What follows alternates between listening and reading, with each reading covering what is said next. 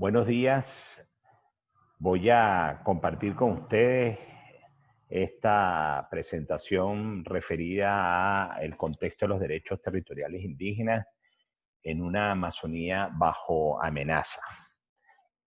Propongo como esquema de presentación algunos conceptos para contextualizar el tema, luego algunos antecedentes de la cuestión, un poco donde vamos a tratar de mostrar y evidenciar el contexto de la crisis sistémica venezolana en el marco del extractivismo. Luego vamos a revisar la situación de los derechos indígenas, cómo la ausencia de demarcación y los derechos territoriales indígenas están bien determinados precisamente por ello. Y finalmente, cuál es el momento en el que nos encontramos y cuáles son las perspectivas de los derechos territoriales indígenas en el país. Bien, hay tres conceptos que me gustaría compartir rápidamente con ustedes. Un primer concepto tiene que ver con las fuentes de vida, otro concepto sobre derechos territoriales y lo que entendemos por extractivismo. En cuanto a las fuentes de vida, ustedes pueden visualizar en ese mapa, en el color azul, las principales reservas de hidrocarburos a escala mundial.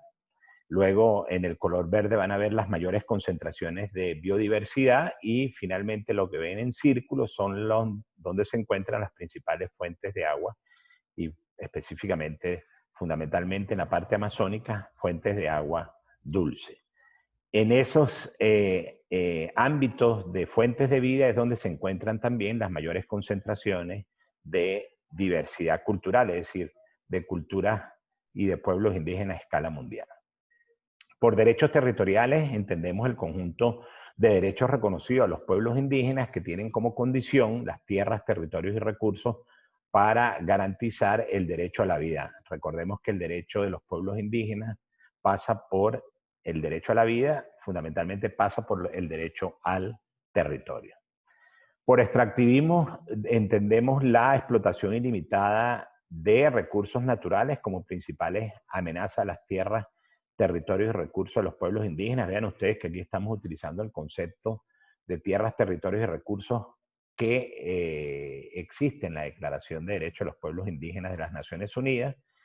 Y ya entonces, para entrar en materia, luego de estos conceptos, veamos un poco los antecedentes de la cuestión. Vamos a ver cuáles queremos compartir con ustedes, en nuestra opinión, lo que sería el contexto de la crisis sistémica venezolana en estos 100 años de extractivismo, que no es otra cosa sino el proceso de acumulación de renta o de acumulación de capital, que a su vez ha servido también para los grandes escándalos de corrupción, fundamentalmente en estos últimos 20 años. Lo primero que debemos señalar entonces es que la crisis venezolana es de carácter estructural, histórico y cultural y es la expresión de una crisis civilizatoria, global y planetaria, donde el cambio climático, por ejemplo, es una de las expresiones mayores de esta crisis de carácter global. El segundo aspecto es que el carácter extractivista petrolero del modelo de acumulación en Venezuela tiene una historia de 100 años. Las particularidades de ese proceso extractivo petrolero es que históricamente viene cabalgando de manera simultánea, primero, sobre un sistema político de carácter autoritario por naturaleza, que ha venido avanzando de dictaduras, pasando por autocracias, presidencialismo, hasta llegar al autoritarismo actual, ha conllevado en consecuencia a un déficit democrático recurrente. Si nos toca revisar un poco lo que es la historia política de nuestro país, vemos que la democracia ha sido un elemento accesorio, no es un elemento fundamental en el contexto del proceso extractivo, sino que ha sido más bien de carácter accesorio. Y siendo de carácter accesorio y siendo un sistema político de carácter autoritario, pues es un sistema que en sí mismo es negador de derechos ambientales y de derechos culturales. Este es un dato que me parece, siempre me gusta presentarlo, los niveles de registro de emisiones de CO2 que tiene Venezuela por habitante es de los mayores del continente, aun cuando tenemos menos población que países, por ejemplo, como Brasil, como México, como Argentina, donde los niveles de emisión de CO2 son menores que en el caso de Venezuela. Venezuela son 6.5 toneladas por habitante. El carácter extractivista petrolero del modelo de acumulación tiene una historia de 100 años, por lo tanto ha hecho que tanto la política y los propios derechos humanos sea un tema inconcluso en nuestro país. Y vemos que hay una relación entonces entre extractivismo, autoritarismo y polarización política en el país. Como conclusión de esta parte decimos que a mayor extractivismo hay mayor autoritarismo y a mayor polarización pues hay mayor también extractivismo. Este modelo termoindustrial que tiene 190 años desde el momento en que aparece el combustible fósil como el generador del modelo, más o menos esa historia de 190 años ha sido transitada por nuestro país en unos 150 años desde el momento en que aparece la primera explotación petrolera a finales del siglo XIX. Este cuadro lo he querido mostrar, lo he querido traer a colación para que ustedes puedan visualizar cómo se estima el fin de la era del petróleo para el año 2100, pero cómo el pico de la demanda se inicia o se va a iniciar a partir del año 2030-2035. Lo cual evidencia que, primero, la gran interrogante es si estamos preparados nosotros como país para eso, pero consustancial a eso, evidencia también que nuestro país perfectamente pudiera trascender el modelo productivo actual en un periodo de tiempo corto, visto que estamos hablando de unos 10 a 15 años. Este cuadro intenta mostrar un poco lo que es el aumento de la temperatura a escala mundial desde 1880, finales del siglo XIX, cuando comenzamos a depender del combustible fósil a escala mundial y, bien,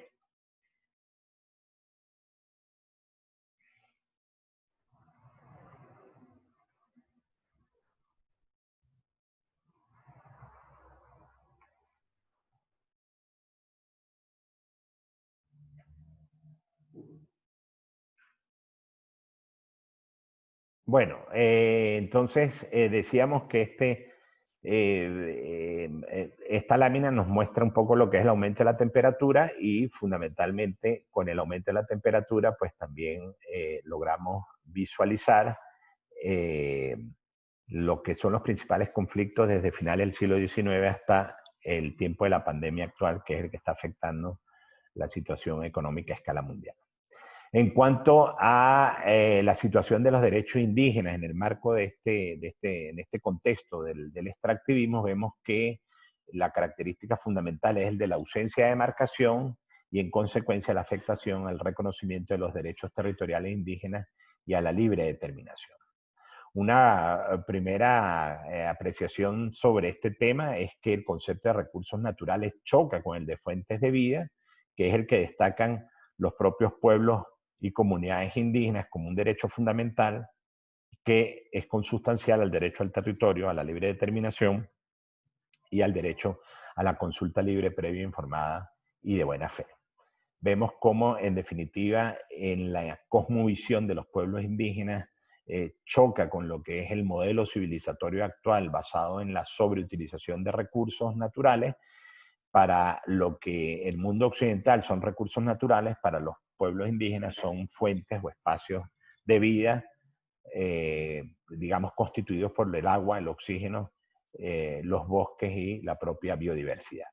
Los derechos territoriales están reconocidos en el artículo 1 de la Declaración de Derechos de los Pueblos Indígenas. Le reconoce a los indígenas derechos en su condición de pueblos o como individuos. Esa doble connotación y condición es clave al momento de contextualizar los derechos territoriales. El territorio entonces vendría a ser la síntesis, de acuerdo al artículo 3 de la Declaración, del libre desenvolvimiento de la persona humana y de la propia libre determinación, que es uno de los derechos fundamentales.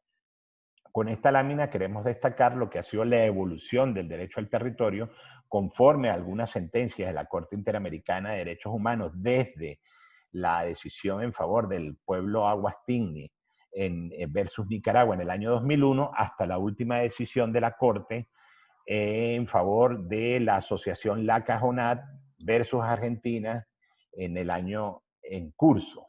En esta última decisión, la Corte nos muestra, nos evidencia en su sentencia el alcance del derecho al territorio para los pueblos indígenas, donde hay una garantía del derecho humano a la propiedad comunitaria indígena, el derecho a la alimentación, el derecho a un ambiente sano y al agua como derechos fundamentales, el derecho a la identidad cultural, el ejercicio de otros derechos concurrentes como el derecho al uso de la tierra, territorios y recursos, a la gestión territorial y a la propia administración del territorio, donde la idea y la noción de jurisdicción especial indígena juega un papel fundamental.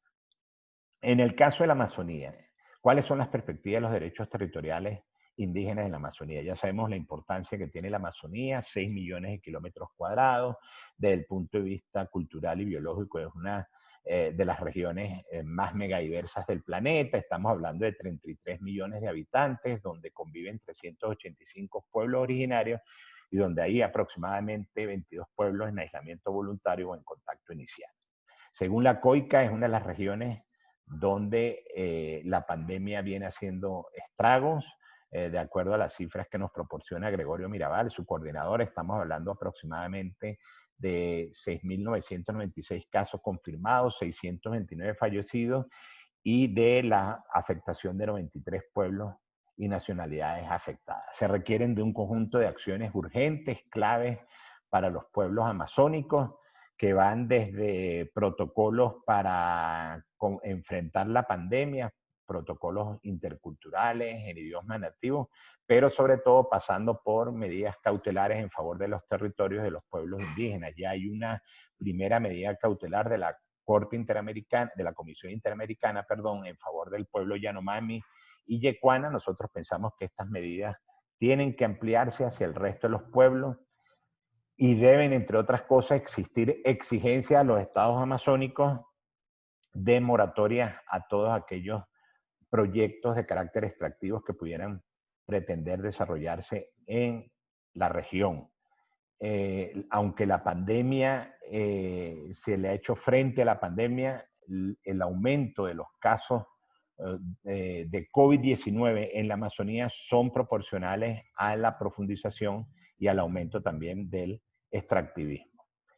Ya para finalizar, ¿qué hacer? Es necesario una agenda indígena y nosotros decimos específicamente una agenda indígena para el estado Amazonas que pudiera hacerse extensivo también para los estados Bolívar y para el estado del Tamacuro si entendemos que estos tres estados serían parte de la Amazonía venezolana. Primero, es necesario incorporar al catálogo de nuevos derechos que ya están reconocidos en la Constitución de la República Bolivariana de Venezuela, es necesario incorporar derechos que están reconocidos en la Declaración tanto de Derechos de los Pueblos Indígenas de Naciones Unidas como de Americana de Derechos de Pueblos Indígenas del año 2016, toda vez que son declaraciones que se aprobaron posterior a la aprobación de la Constitución de la República Bolivariana de Venezuela en el año de 1999.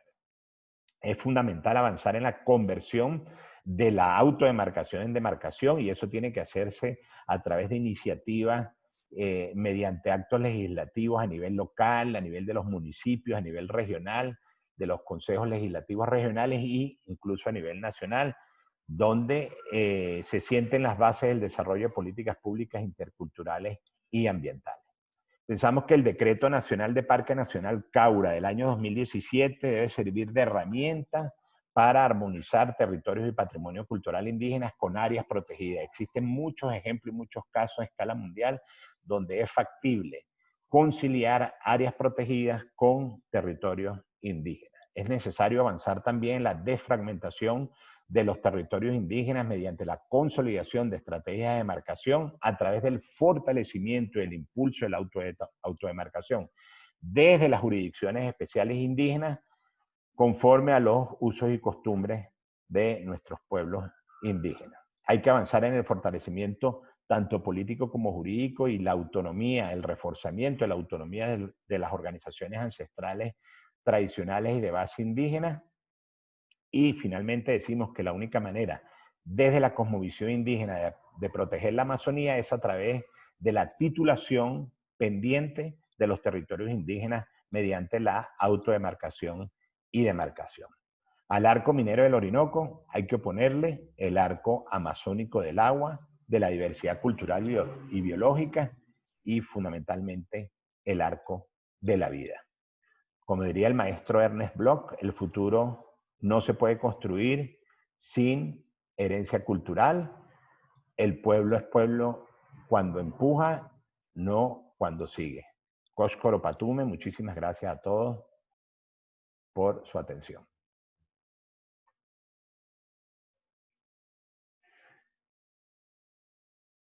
Venga, profe. Se me cortó un rato, se me cortó, ¿sabe? Pero después retomó y siguió grabando. Entonces no sé cómo quedó. Vamos a ver. Vamos a ver cómo le quedó. Mire, finalizar reunión. ¿Ve? Entonces usted pone finalizar reunión.